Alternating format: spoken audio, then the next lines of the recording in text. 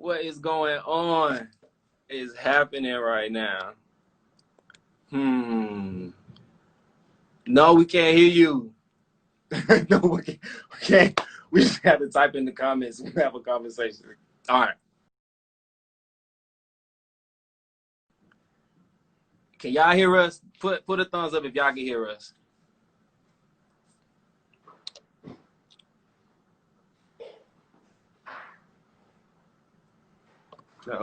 Yeah, I see OG Ron. Put a thumbs up if y'all can hear us. Put a thumbs up.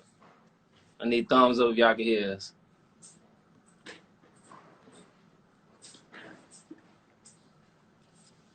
Thumbs up if y'all can hear us. Okay, y'all can hear us. Thumbs up. Okay. Oh, we lit. We're on. We lit. We lit. We did it. We beat the algorithm. And see, I got my new Falcons jersey. I would have worn it had I known. Oh, see that? Okay, that's our bad. That's our bad. You got to show out. Oh, I love it. Yeah. I got my name on mine too. You know. What's going on? How you doing? It's so good to see you all. I was so excited to meet you all. And the Grammys is like our last big thing before everything shut down. That was around February 24th or so. I think it was January. January. The Grammys are when everything shut down. Like I feel like everything shut down at the end of February. It was just rapid. Yeah. I know. Wow. It was so wild and just so crazy how we met. Literally, we were the only people in this little area trying to figure out where we were going, and we crossed paths. Man, well, it felt so good to see our mayor out there, part of the culture. It really made my heart smile for real. And just another person from the SWAT. Exactly. That's how we do. Okay, I had to do this before we get started. Shout out to Mays High Raiders. Okay, we're gonna shout out the Raiders real quick. The Mays High Raiders.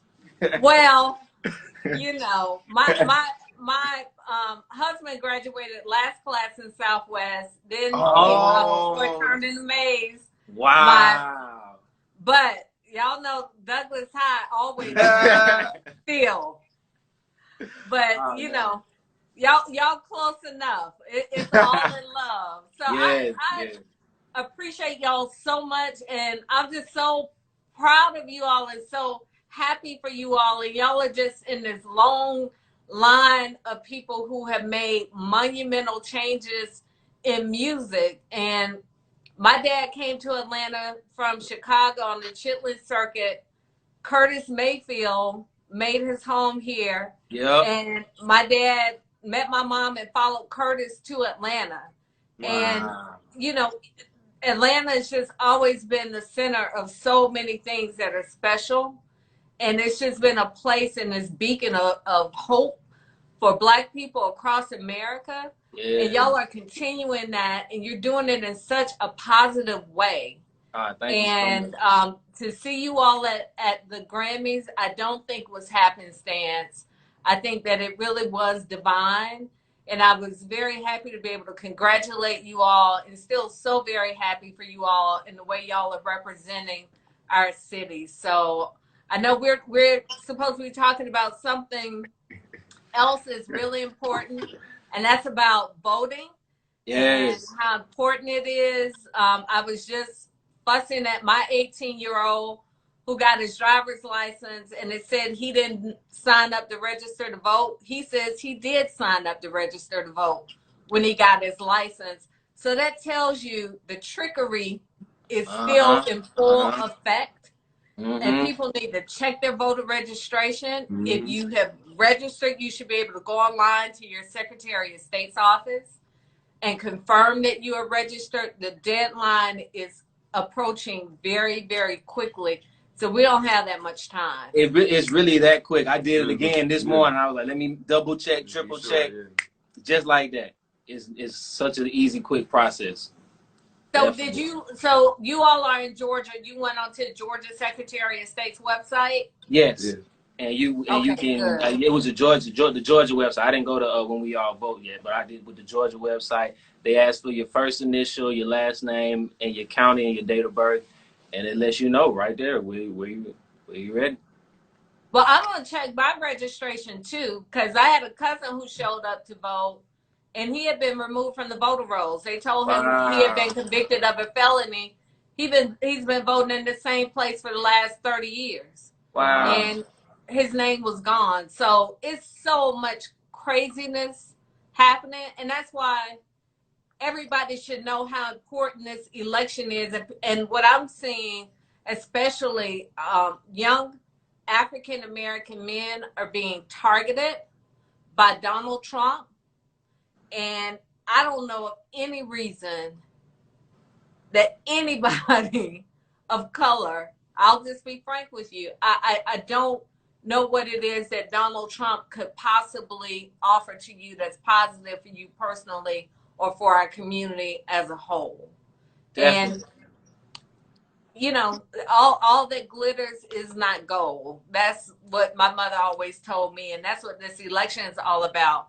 This is about our future. This is about my kids. It's about your families and generations to come. And I think of the last 4 years, and as mayor of Atlanta, how difficult it has been to be mayor because this man is president.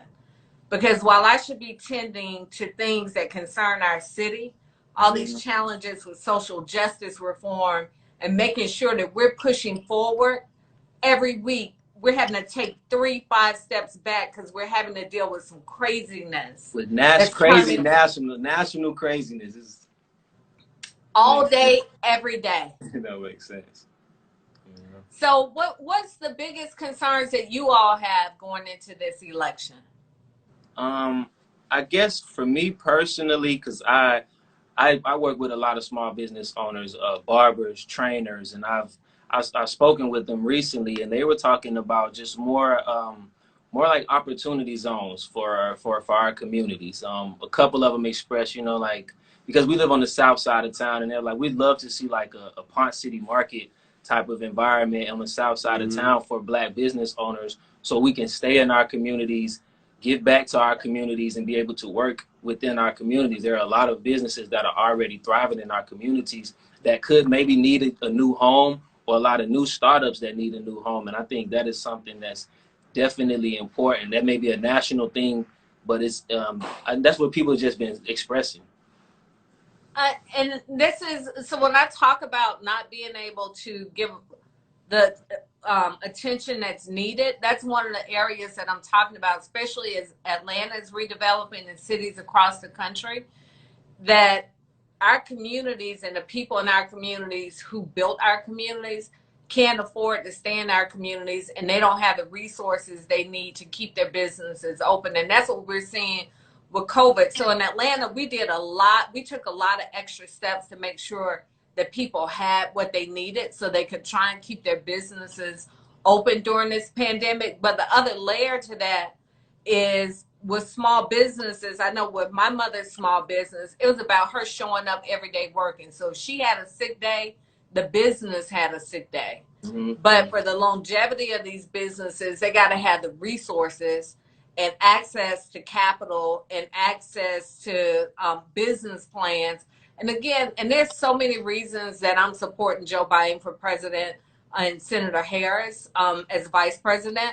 But part of it is because I know that when we talked to him about criminal justice reform in Atlanta, when we talked about what we're doing in closing our jail and the opportunities we want to give people, he's incorporating it into his plans. And I know we've had extensive conversations about small businesses and how do small businesses survive and how do they have access to resources that so many people have that we don't even know exist. Yeah, it's so important because it helps the longevity, of the community, and you're able to pass wealth down, along generations. And I think Black people have had a late start because of the history of this country.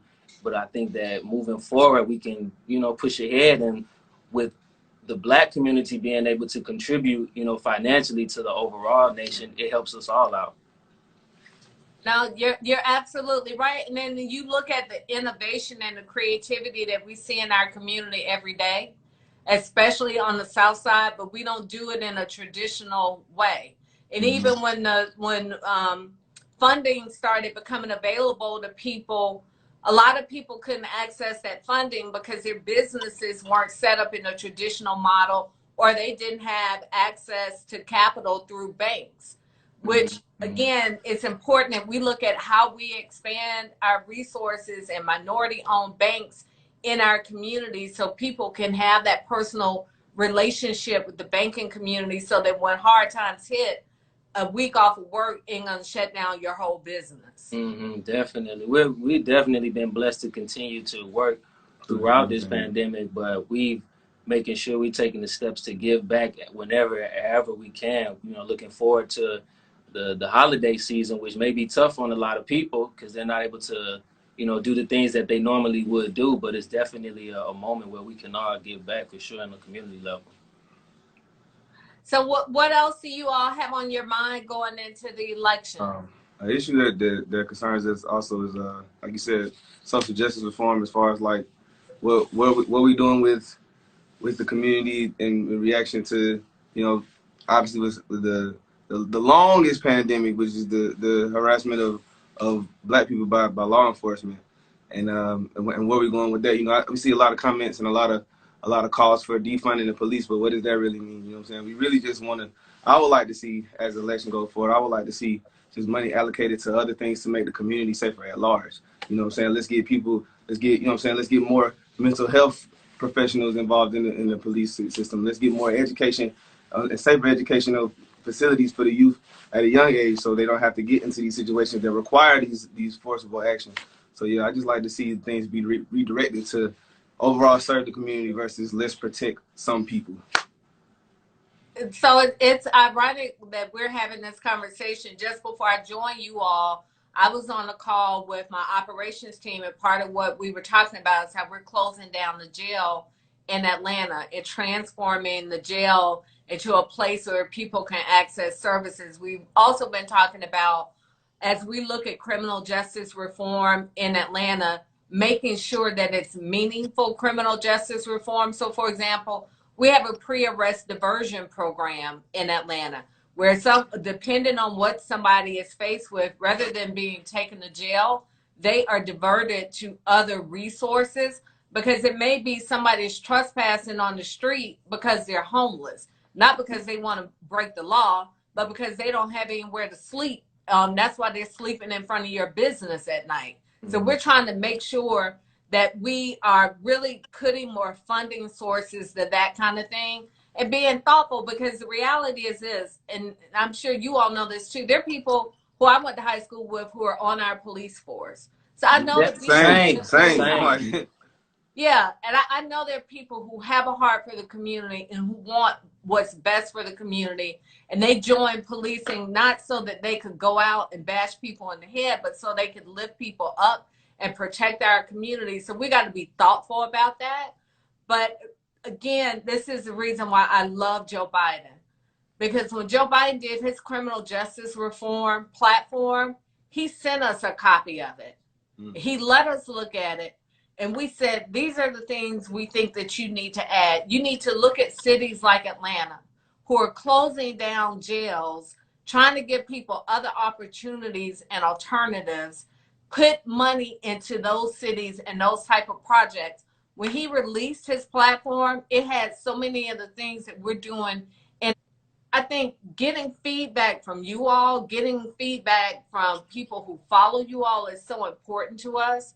Because we can think of all kinds of things that we think we need to do, but if we're not hearing it from the community, and if it's not being felt in the community, then it doesn't make a difference. I just had this conversation with my team on raising expectations for our communities. That our communities should know that they deserve more. And it's important locally, but it's important nationally as well. When I watched Joe Biden last night, he was asked a question about Black privilege, about white privilege, and did he feel that he was a beneficiary? He said yes. Do you know how important that is? Yeah. That a 70-something-year-old white man who is running for president of the United States acknowledge without hesitation that he's been the beneficiary of privilege in this country. That, That's, as far as I know, that's never happened. I about Yeah, that's I groundbreaking. saw it when it happened. I was like, whoa, it was pretty surprising. Yeah, it was. And it's so important because it's just a part of a larger conversation and how we're going to move forward and how all these things that we want for our community in Atlanta, all these things that we know that we need, that we can't do it by ourselves, that we got to have the support from somebody at the top who says, yeah, I've been the beneficiary, but let me tell you how much I value your community and what I see I can do to help you all do better within your communities. Definitely, because it starts from the top. That as leadership, a leadership role, it starts from the top, and people model your thoughts and your actions and your, everything you stand for. Absolutely. And so if you all had one wish, just in terms of this next election, what would it be? Change the president. if I kept it as basic as possible, I'll just switch regimes. Let's try something fresher. Let's do that for him. And for me, I would say, vote in a more diverse group of people. Yeah. I would love to see our leadership be much more diverse and actually represent the entire country and not just one small demographic. Amen to that. And that's the other important part about this election is, again, recognizing this is about us too. We don't have to be on the other side of the glass looking in, thinking that this is about somebody else and somebody else's community. Because what we've seen over the past several months, this is about us. Because even in Atlanta, Metro Atlanta, we're seeing Black and brown communities get hit harder with COVID-19. Hispanic communities are getting infected at a higher rate, but Blacks in the metro area are still dying at a higher rate. Like, it matters. And just the thought of 4 more years of this man who's still drawing crowds together without people wearing masks. And I was reading a story the other day about a wedding in Maine. 7 people have died. Wow. Not because they attended the wedding, but because they came in contact with somebody who attended the wedding. Wow. That's what this is doing to our community, and it has so much to do with leadership. And the other thing I want to remind people of, voting for the president is so important. But what we saw in 2008, when people went to vote for Barack Obama, they voted and they turned around, they walked out the door. You know how I know? Because that was the first time I ran for office and I lost. And I was trying to take out an incumbent judge because people didn't vote down ballot. So as people are voting, you got to go all the way down the ballot, because the more you go down the ballot, the closer it is to your neighborhood, and to your community. Exactly.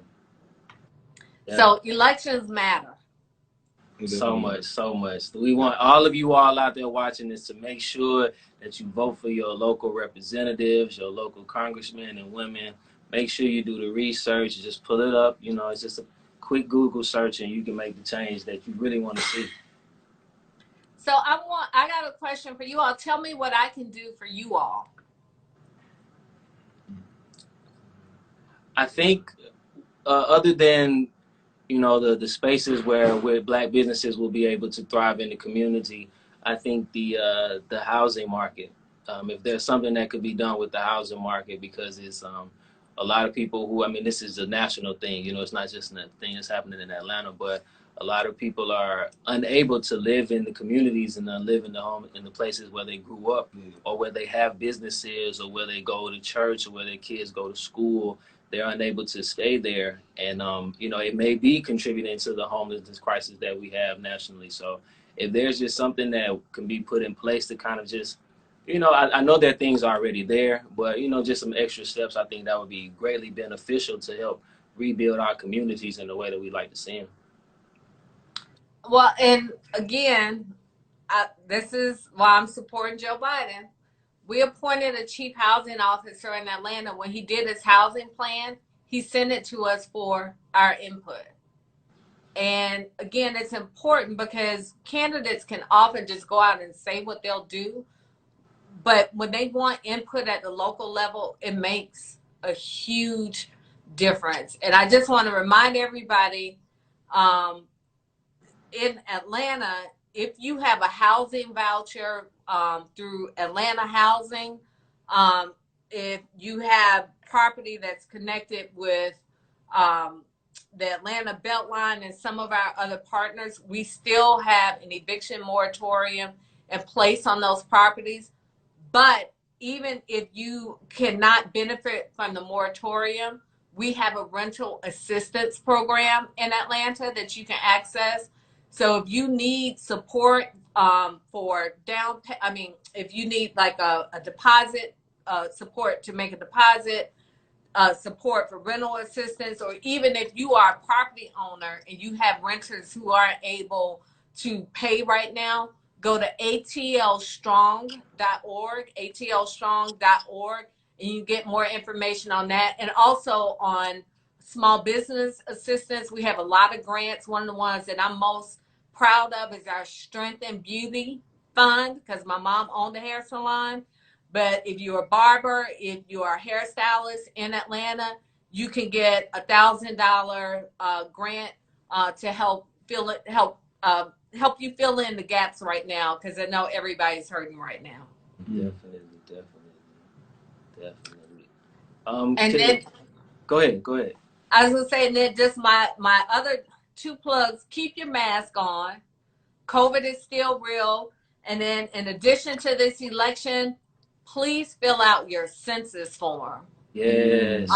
This is how we get our money in our communities. It's how we get our money for our hospitals, our roadways, our schools. Go to census.gov. It's very simple. It's 6 people in my house. I filled it out in 15 minutes.